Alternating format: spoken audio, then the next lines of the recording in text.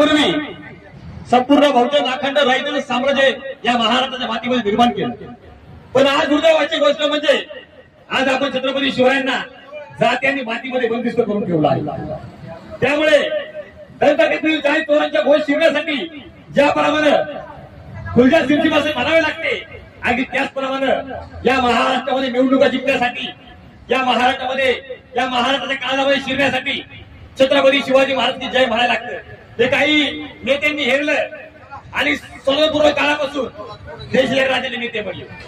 खरं तर मला आपल्याला सांगायचं आहे की शिवाजी महाराजांना कुठल्या जातीचं लेबल लावू नका, शिवाजी महाराजांना कुठल्या धर्माचं लेबल लावू नका।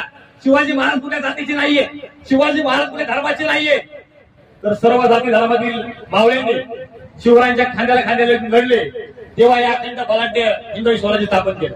त्यामुळे हे स्वराज्य कुठल्या एका जातीचं नाहीये, हे स्वराज्य कुठल्या एका धर्माचं नाहीये।